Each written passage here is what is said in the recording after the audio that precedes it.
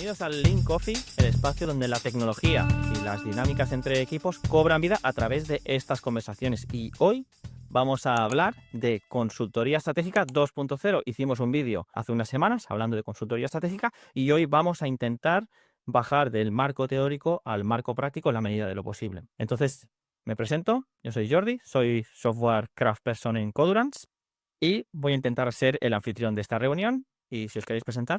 Yo soy Mauro Chojrin, también soy Software Craftsperson en Codurance y bueno, aquí vengo a hablar de consultorías.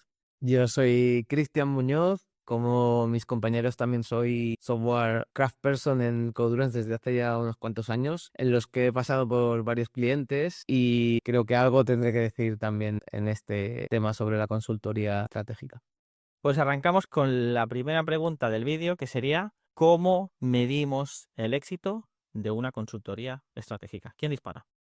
Creo que el principal factor o el principal punto de medición siempre es el feedback. El feedback, desde mi punto de vista, es el gran aliado en cualquier estrategia y como feedback se pueden entender muchas cosas, sea feedback directo de cómo nos perciben nuestros stakeholders dentro de una iniciativa, como podría ser, por ejemplo, cuando empiezas en un proyecto nuevo, cómo se va creando esa relación, pero luego tenemos indicativos de feedback mucho más directos, ¿no? Como, por ejemplo, podría ser la visión que tenemos en cuanto a cuántos bugs estamos dispuestos a tener en producción durante un mes. Por ejemplo, eso podría ser una estrategia en cuanto a definición de objetivos de nuestro trabajo, ¿no? Podríamos decir, pues empezamos desde el punto X en el que tenemos 100 bugs y queremos llegar a tener 0. ¿Cómo de ambicioso o no es eso? Y ir construyendo ese camino hasta llegar ahí. Creo que eso para mí serían dos puntos clave, ¿no? El feedback de stakeholders y el feedback que podamos definir nosotros. ¿Estás queriendo decir, Cristian, en este punto, es lo que estoy entendiendo yo, estás queriendo decir que, por ejemplo, para medir ese feedback podríamos traducirlo a KPIs, como sea, una medida cuantitativa, pero antes de poder decir si esa medida cuantitativa realmente está teniendo éxito, necesitamos saber dónde estamos, ¿no? Es un poco lo que estamos comentando, ¿no? Claro, claro. Evidentemente, cuando inicias esa estrategia siempre tienes que saber tu punto de partida. El punto de partida también puede ser acordado entre el equipo o entre el mismo proyecto. Tú tienes que saber por qué estás primero contratando a una consultoría para que te ayude, porque supongo que la contratas porque tienes alguna necesidad. Entonces tú sabes más o menos tu punto de partida. A lo mejor no sabes exactamente por qué o cómo o a dónde quieres llegar. Y entonces ahí también entra un poco nuestro trabajo, ¿no? De dar nuestra visión, nuestros insights en cómo llegar hasta cierto punto, pero sí que sabes que tienes o no un problema y que quieres mejorar o que tienes un punto de partida y quieres llegar a otro punto, ¿no? Entonces, por ahí siempre también es muy importante. No sé si, Mauro, tú tienes alguna idea más que podamos añadir a esto. Bueno, por ahí algún pequeño complemento de lo que decían porque estoy muy de acuerdo. Yo creo que lo principal, vos nombraste la palabra que me parece que es clave, la palabra objetivo, que es lo principal, ¿no? Es decir, primero que nada, definir cuál es el objetivo que estamos persiguiendo. Y esto que de pronto puede sonar trivial, muchas veces no lo es, porque cuando un cliente arranca un proceso de consultoría, tiene una idea tal vez un poco difusa de qué es realmente lo que se quiere lograr, o más vale, hay una idea de que hay algo que está mal, pero no se sabe muy concretamente, no tanto el por qué, sino cuál es la evidencia observable de que eso que se supone que está mal, efectivamente está mal.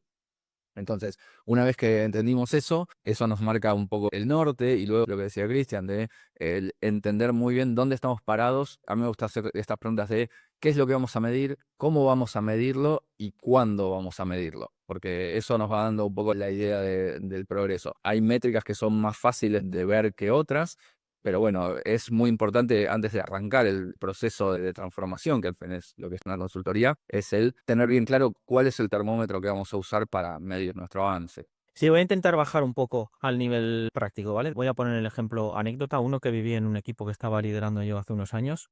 Aterricé en un equipo donde el contexto era que venían de un proyecto que tenía cero cobertura de test. Entonces, acordamos con el equipo y también con el equipo de dirección que una manera de evolucionar, una manera de añadir calidad al producto de software era añadir cobertura de test. ¿Vale? Sabemos que no es una silver bullet porque no lo es y no es la solución a todos los problemas, pero de no tener cobertura de test en un proyecto enorme hasta intentar, de hecho añadimos un objetivo mensual, que era que queríamos añadir, no sé si era un 2% mensual de cobertura de coverage al proyecto de software que era un monolito gigantesco y claro, al cabo de un año estábamos sobre el 20-25% y realmente la diferencia se notaba. Entonces, de no tener nada, pasamos a tener algo, un objetivo cuantificable que además poco a poco fue mejorando también la moral del equipo porque vio que era capaz de cumplir estos objetivos, ¿vale?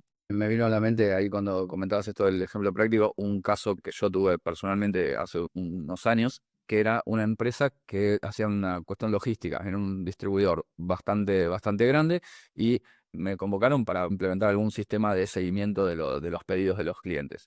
Que claro, previamente a eso, los pedidos entraban que WhatsApp, que mail, era realmente una cosa bastante caótica.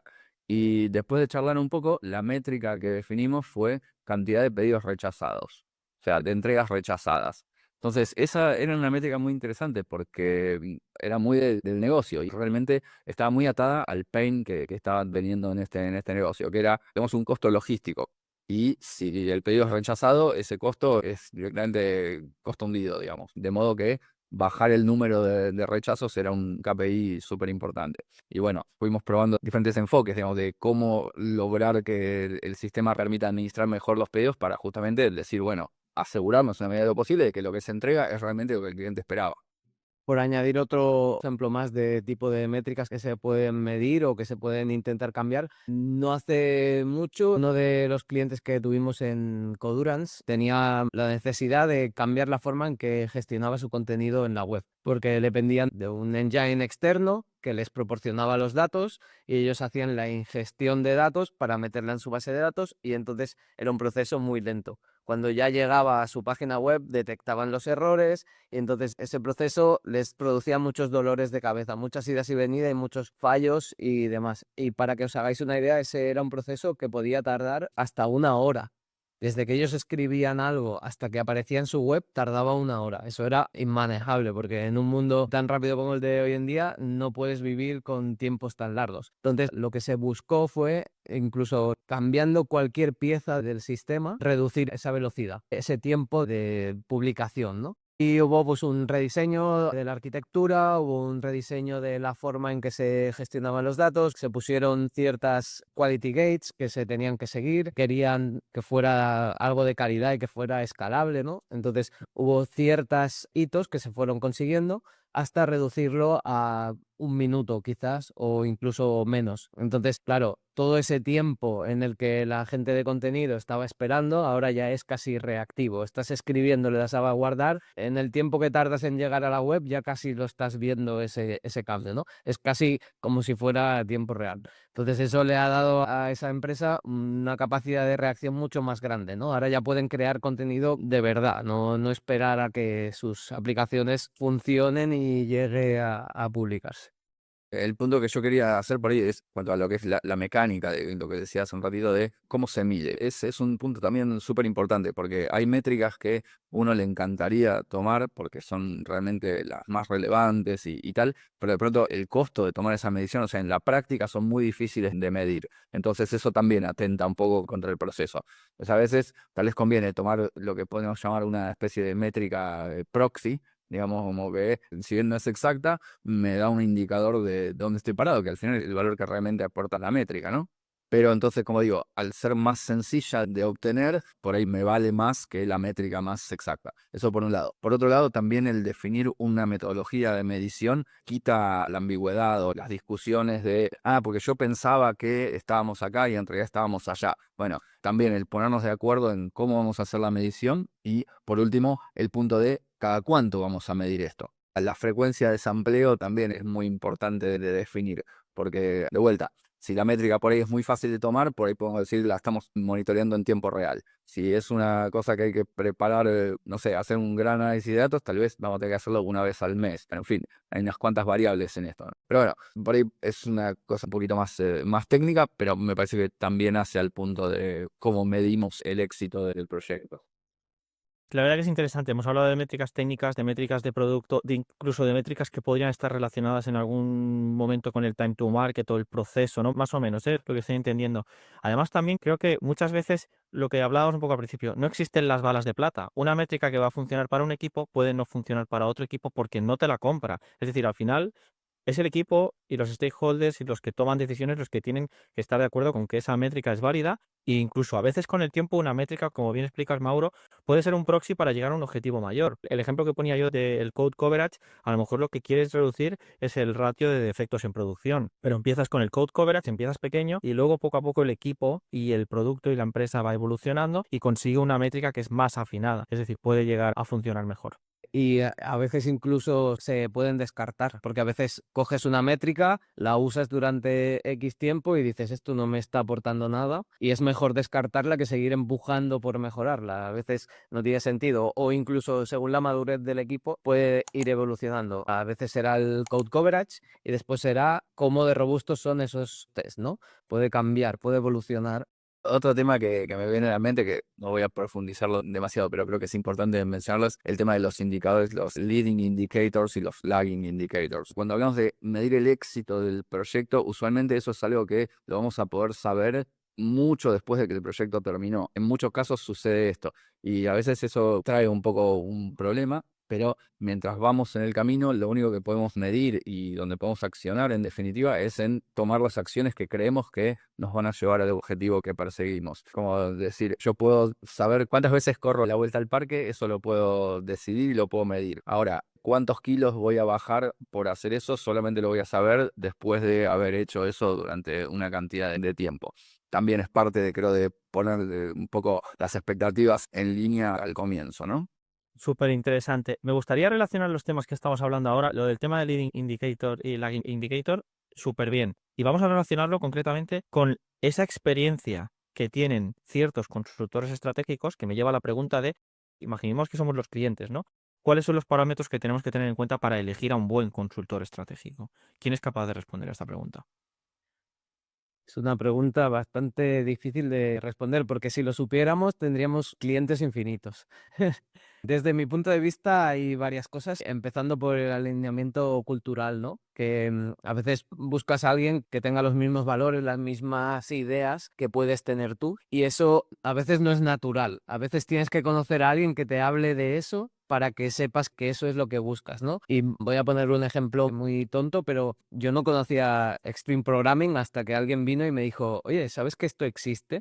Y dije, anda. Y entonces fue como, ¡pum! Ahora todo cobra sentido, ¿no? Pues eso mismo puede pasar también en este caso, ¿no? Cuando una empresa busca consultorías o a empresas que le puedan ayudar a resolver sus problemas, si no sabes que existen ciertas técnicas, ciertas formas de hacer, ciertas formas de trabajar, quizás no eliges a un partner o a otro. A veces también es el nombre o que te resuena o así, ¿no? Entonces creo que es difícil responder esa pregunta, pero creo que el alineamiento cultural es algo muy importante para elegir bien, porque luego puedas transmitir esos mensajes y habléis el mismo idioma, ¿no? Pienso que aquí la palabra clave es confianza. O sea, necesitas a alguien que te inspire confianza. Yo siempre pienso que el tema de el elegir un consultor es muy similar a elegir un médico o incluso un pediatra para tus hijos, porque es el decir, si tenés muy claro cuál es tu problema, lo más probable es que vayas a buscar a un especialista y, bueno, dependiendo de también tus posibilidades económicas o de desplazamiento o, bueno, lo que sea, vas a buscar el que mejor sea, como digo, el especialista que tal vez más experiencia tenga en tu problema específico y tal. Y esa es una dimensión del tema que tal vez es la más objetiva, si se quiere, la más palpable. Pero luego, una vez que concertas una entrevista con esta persona, vas a evaluar ese feeling que tienes. Porque por más que sea el más especialista en lo que sea, si luego sientes que no estás en buenas manos, la cosa no va a funcionar. Y con un consultor pienso que pasa algo bastante similar, porque es alguien con quien te tienes que abrir completamente, mostrarte tan vulnerable como eres, saber que no solo no te va a juzgar, sino que va a tener tus intereses, es decir, que va a jugar a tu favor. Es muy interesante eso que dices porque me ha hecho resonar algo que es esa confianza que dices que tiene que transmitir, qué puntos o qué elementos hacen que te guste. O sea, ¿cómo consigue un consultor generar esa confianza en esa primera llamada, ¿no? ¿Cómo llegas hasta ese punto? Y mientras hablabas estaba pensando y creo que algo que al menos en Codurax he visto bastante es la seguridad y la experiencia que tenemos en nuestro campo, ¿no? Hemos pasado tantas veces o hemos visto varias veces el mismo patrón que nos da esa seguridad al hablar o esa seguridad al transmitir el mensaje. Y también el orden, ¿no? Porque a veces puedes hablar mucho de un tema, pero puedes hablar mucho haciendo 1000 vueltas. En cambio, también creo que es muy importante ese orden o ese storytelling de por qué y que la gente o que el cliente pueda entender cómo va a ser todo ese proceso y esa experiencia. Entonces creo que es muy buen punto el tema de la confianza y le añadiría es transmisión de conocimiento o comunicación que creo que se cultiva bastante aquí en Codunats. Claro, yo resumiendo un poco mi punto sería, tenés que como que responderte a dos preguntas, que es la primera es, ¿este tipo sabe de lo que está hablando? Y la segunda es, ¿este tipo va a jugar a favor mío? Son las dos preguntas que tenés que poder responder que sí y es como sentirte muy seguro de que es que sí. Luego, bueno, desde el otro lado de la mesa sería, bueno, ¿cómo haces vos como consultor para lograr que esas preguntas se respondan por sí? Estoy de acuerdo, estoy súper de acuerdo con los puntos que estamos hablando.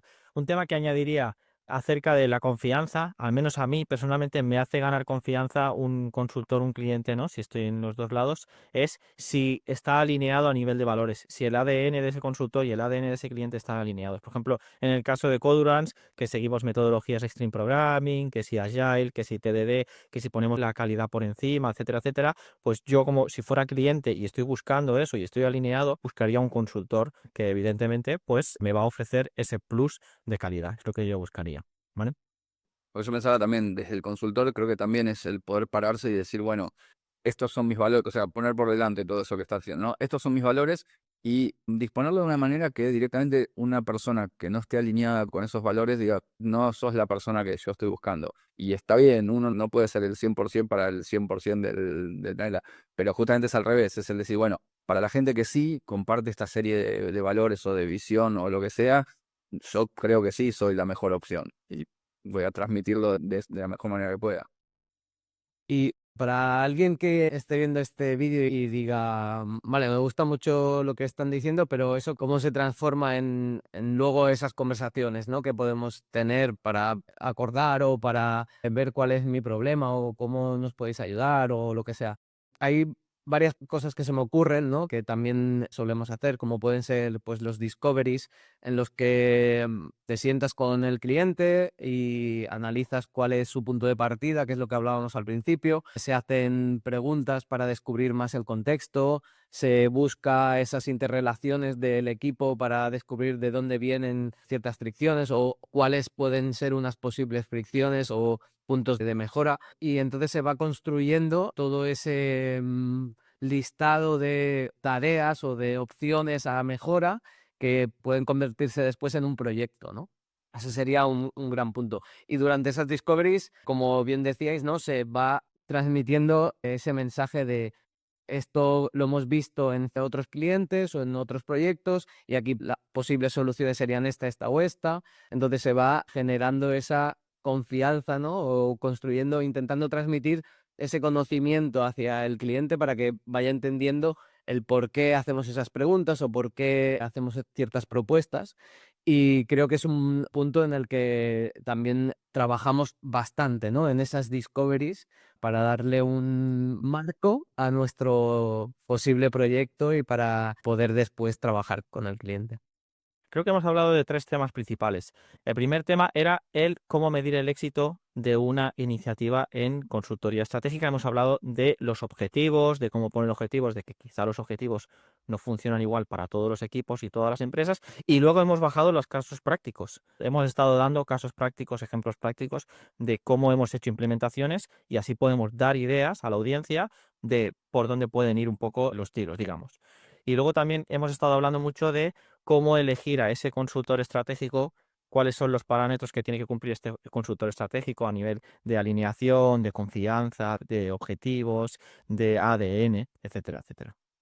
¿Quién dispara algo que me haya dejado?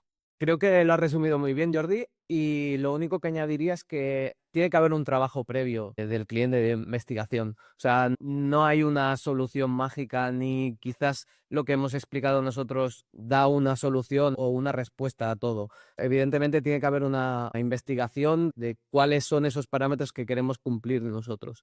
Entonces creo que juntando todo lo que hemos hablado hoy y una investigación por parte de cada uno sobre lo que realmente queremos conseguir, habrá una respuesta a quién es mi consultor estratégico. Y hasta aquí el vídeo de hoy. Por favor, dadle like al vídeo y suscribiros al canal porque vamos a seguir trayendo contenido de este tipo relacionado con tecnología, con procesos y con consultoría estratégica, etcétera, etcétera. Y nos encantaría leer en la cajita de comentarios qué más aspectos queréis que hablemos en este canal. Hasta la próxima. Gracias, chao, darle al like. Adiós.